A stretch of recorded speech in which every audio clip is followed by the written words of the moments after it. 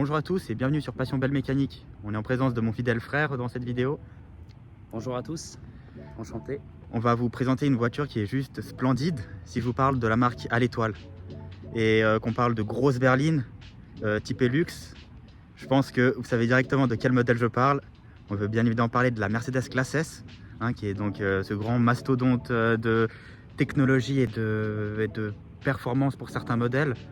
Dans cette vidéo, on va vous introduire la motorisation la plus petite, donc le S350 diesel en V6, donc la génération en W222. C'est parti.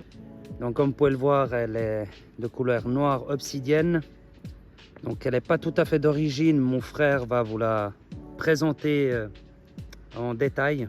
Effectivement, on va tout de suite commencer par tout ce qui est aspect extérieur. Donc ce qui tape tout de suite sur ce modèle de classe S, c'est cette magnifique grille argentée qui vraiment appuie ce côté luxe de la voiture en mettant beaucoup les chromes en avant.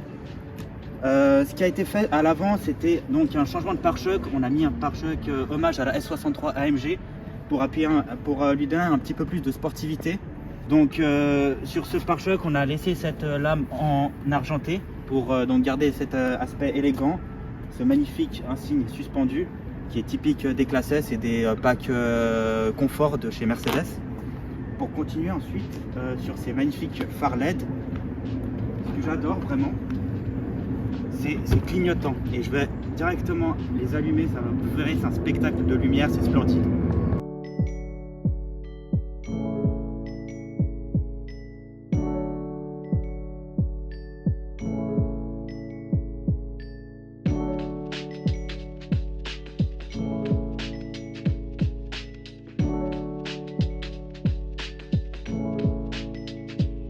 C'est vraiment une voiture qui se veut économique, mais avec ce look vraiment sportif. Et c'est vraiment ça qui est chouette.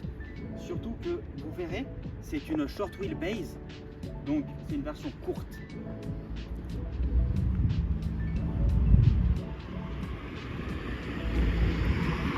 Ici on a ce magnifique jante en 20 pouces de la marque Thomasson.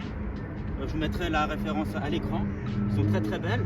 Donc ils sont également en hommage aux jantes AMG. Je vous mettrai également une image à côté. Et ce que j'adore, c'est cette magnifique en fait couleur brillante à l'arrière qui met vraiment beaucoup en valeur les chromes de la voiture. Voilà, juste pour vous montrer un petit peu. Je trouve ça de très bon goût, sincèrement. Voilà, donc extérieur brillant, intérieur noir brillant. Bon, après je vous le cache pas, pour l'entretien, il faut tout le temps faire le detailing complet pour qu'elle garde toujours son origine d'éclat. Exactement, on a fait l'effort pour cette vidéo du mieux qu'on pouvait, du moins. Pour continuer sur le côté, on a donc ces lames de la ligne confort de la classe S.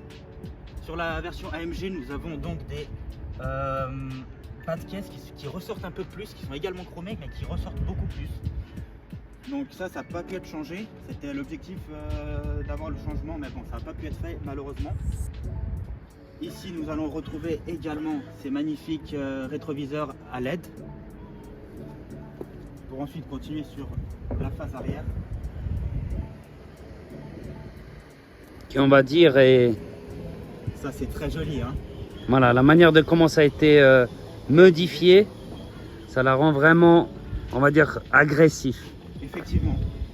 Donc toujours en gardant cet aspect confort et luxueux.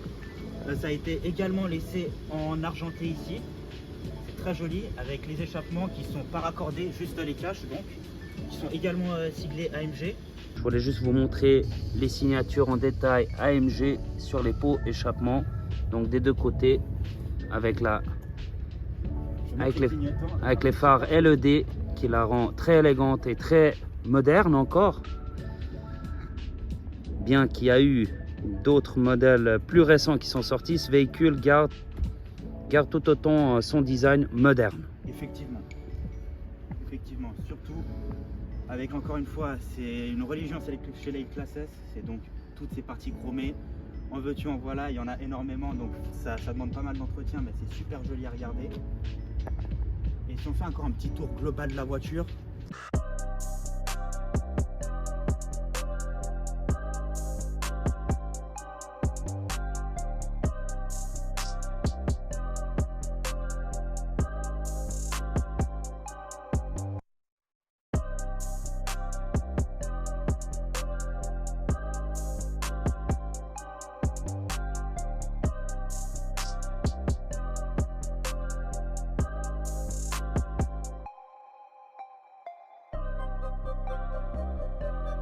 Pour continuer sur la partie intérieure, on vous montre rapidement la capacité du coffre qui est vraiment relativement propre. Hein. Il y a beaucoup d'espace, il y a des filets sur les côtés.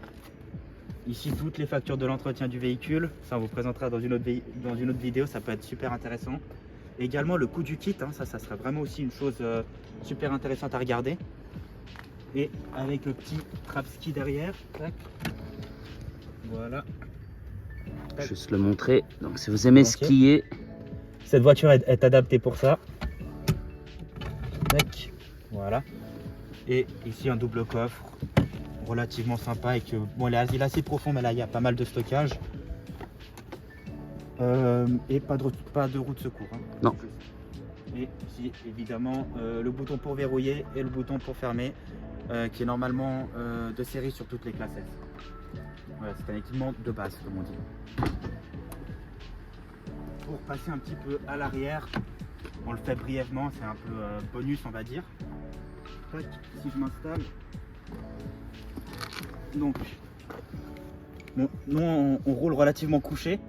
Mais comme on l'a dit, c'est une short wheelbase, c'est donc une voiture qui est plus adaptée, disons, à une voiture de famille. C'est pas une voiture de chauffeur ou quoi que ce soit.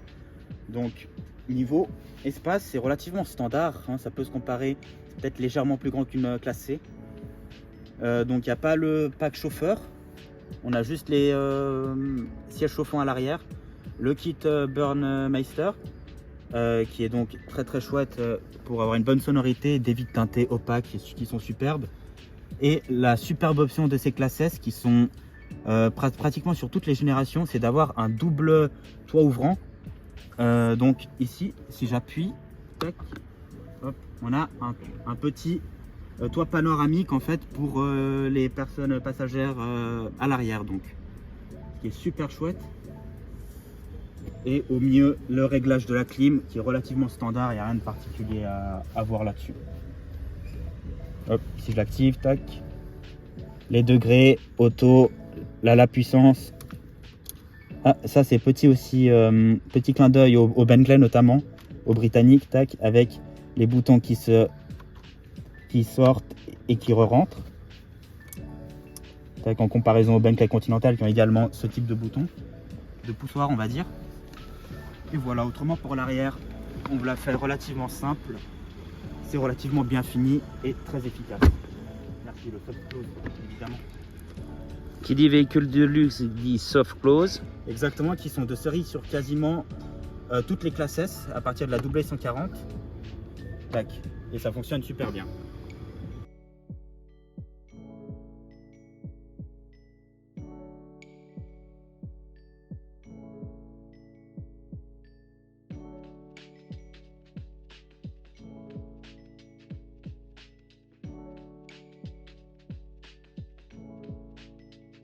Alors voilà, lorsqu'on est assis à la position conducteur, donc on voit tout de suite un joli volant bien équipé, donc qui est entièrement en cuir, beaucoup d'options.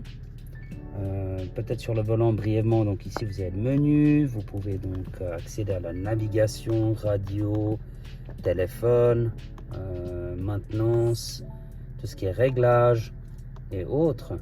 Donc maintenant au niveau de la partie de gauche, donc siège chauffant, siège ventilé, donc les positions différentes que vous pouvez mémoriser. Donc c'est à savoir si moi je conduis le véhicule, bah, je peux avoir l'enregistrement de la position en position 1, mon frère position 2 et 3 si un troisième conducteur.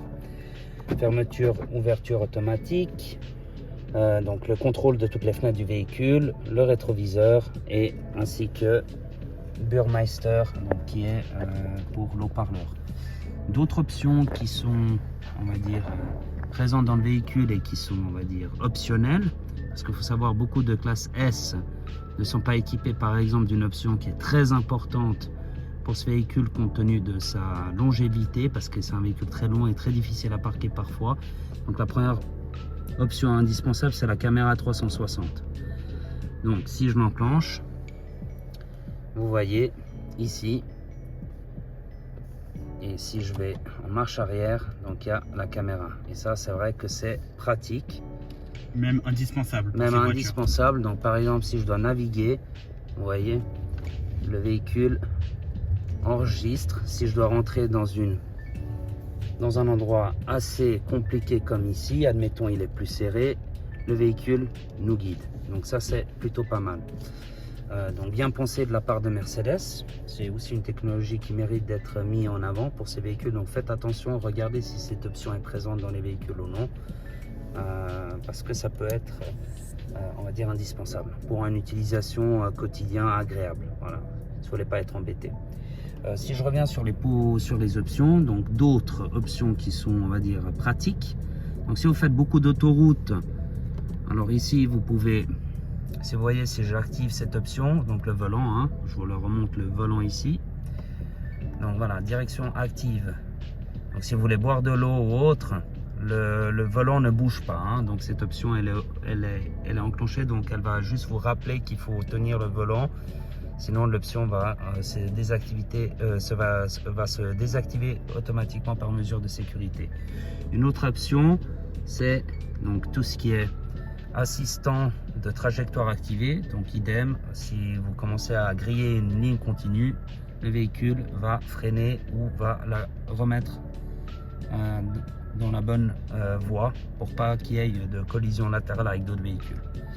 Et une autre option, bon, qui est pas très importante, c'est le parking off. Donc si vous voulez pas avoir tout ce qui est les radars de recul ou autre, donc ici vous pouvez la désactiver. Si on continue, donc ici une option aussi importante qui fait partie des Mercedes, on va dire récentes, 2011, 2013, 2014. Donc ici c'est un SOS, donc pour autant que vous avez l'assistance Mercedes. Donc vous avez toutes les commandes aussi au niveau du toit panoramique, hein. Donc ici on va vous montrer une petite démonstration, c'est assez cool.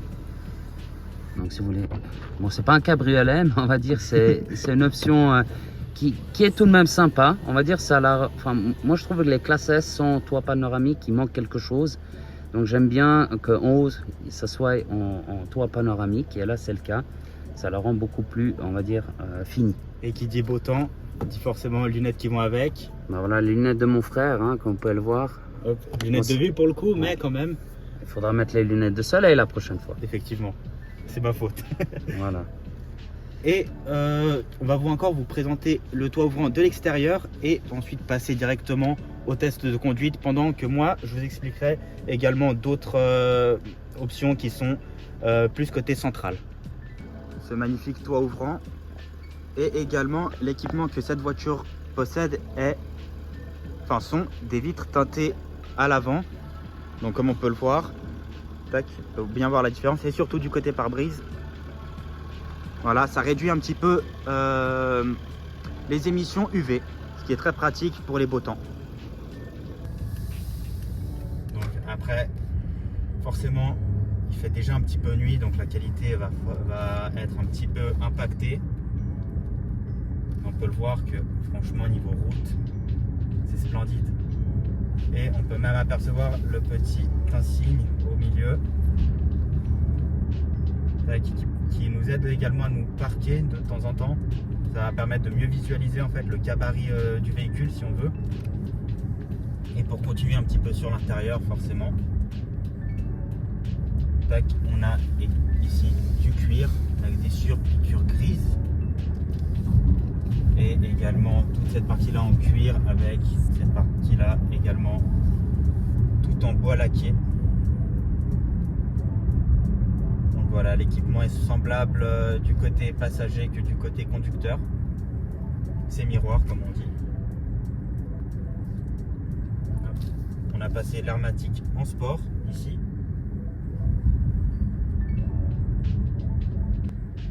Donc ici toute la partie centrale avec cette magnifique montre Mercedes. Ici le bouton Start and Stop. Les commandes de boîte à vitesse juste ici, avec donc P, neutre et drive. Et puis la console centrale qui est vraiment très bien finie, donc tout en cuir, avec le petit panel en option, donc qui est tactile, qui permet donc de changer les radios. Tac, si on fait tac, changer automatiquement de radio, je le refais. Comme aussi. Donc c'est relativement chouette. Très gadget, mais c'est chouette quand même. Les palettes.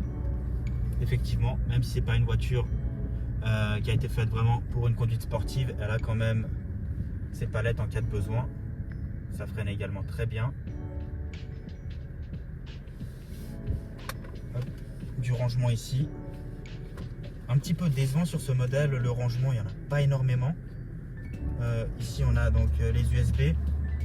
Et comparé à l'ancienne version, donc la W221 qui a été faite de 2007 à 2012, le rangement ici était beaucoup plus important. Vraiment, c'est flagrant.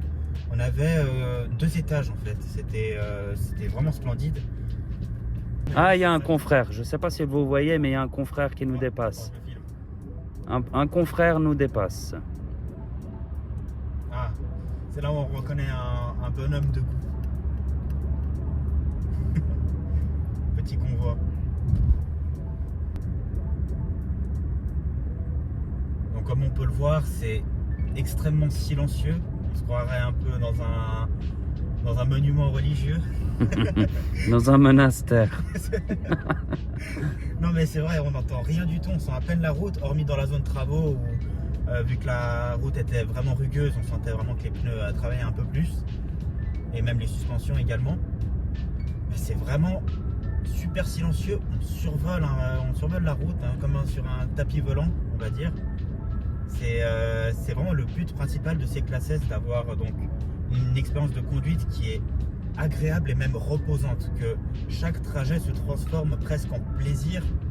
Donc je vais déjà filmer comment on la met en mode sport, donc juste ici. Toc. Là, elle est en vert, donc elle va passer en rouge. Voilà, et Voilà. là, directement rétrogradé pour être en mode un peu moins écologique, disons. Et surtout plus sportive. Donc elle répond au quart de tour. Voici une démonstration. Donc voilà. Elle sort le maximum de puissance qu'elle dispose et elle réagit rapidement. On lui fait quelques plans là-bas en bas. Volontiers, volontiers. Vers la station de service, et je pense qu'on va se quitter sur ça. Vous nous excuserez pour la météo qui, ma foi, là il fait déjà nuit. Alors L'été arrive à sa fin, comme on dit. exactement. Malheureusement. Merci à tous. Au plaisir et puis à une prochaine vidéo.